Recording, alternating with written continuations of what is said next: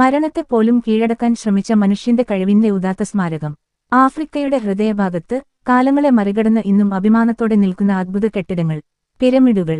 എങ്ങനെ മനുഷ്യൻ ആയിരക്കണക്കിന് വർഷങ്ങൾക്ക് മുമ്പ് ഈ അതിസാഹസിക സൃഷ്ടികൾ നിർമ്മിച്ചു? ആരാണ് പിരമിഡുകൾ പണിതത്? മനുഷ്യരോ അല്ലെങ്കിൽ പരലോക ജീവികളോ? ഈ കഥ നിങ്ങൾ കേട്ടിട്ടുണ്ടാവില്ല. വർഷങ്ങൾക്ക് മുൻപ് മരുഭൂമിയുടെ നടുവിൽ നീണ്ടനിറമുള്ള മണലുകളുടെ ഇടയിൽ ഉയർത്തെഴുന്നേറ്റത് മഹാനായ പിരമിഡുകളാണ്. ഇന്നും ലോകത്തെ അത്ഭുതപ്പെടുത്തുന്ന ഈ കെട്ടിടങ്ങൾ എങ്ങനെയാണ് പണിതതെന്നും ആരാണ് പണിതതെന്നും ആളുകൾ ഇന്നും ആലോചിക്കുകയാണ്. യഥാർത്ഥത്തിൽ ആരാണ് പിരമിഡുകൾ പണിതത്? പിരമിഡുകൾ പണിതത് അടിമകളല്ല. വലിയൊരു തെറ്റായ ധാരണയാണ് അത്. ഇപ്പോഴത്തെ ഗവേഷണങ്ങൾ പ്രകാരം ശക്തിയുള്ള പരിശീലനം നേടിയ നിർമ്മാണ തൊഴിലാളികളാണ് ഇവ പണിതത്. അവർക്ക് വേതനം ലഭിച്ചിരുന്നതും ഭക്ഷണം, താമസം തുടങ്ങിയ എല്ലാ സൗകര്യങ്ങളും ഉണ്ടായിരുന്നതുമാണ് തെളിവുകൾ പറയുന്നത്.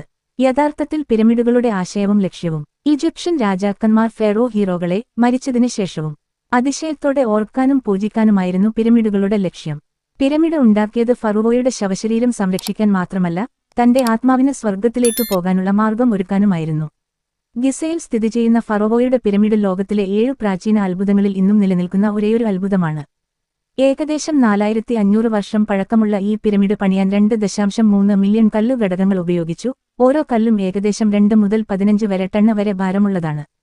എങ്ങനെയാണ് ഇവർ ഇത് പണിതത്? വിലങ്ങുകളും സ്ലോപ്പുകളും ഉപയോഗിച്ച് വലിയ കല്ലുകൾ മുകളിലേക്ക് കയറ്റിയെന്നാണ് കരുതുന്നത്. അതിനായി വലിയ തൊഴിൽസേനയും ശാസ്ത്രീയമായ കണക്കുകൂട്ടലുകളും അവർക്കുണ്ടായിരുന്നു. വലിയൊരു ക്രമവ്യവസ്ഥയിലായിരുന്നു ഈ നിർമ്മാണം.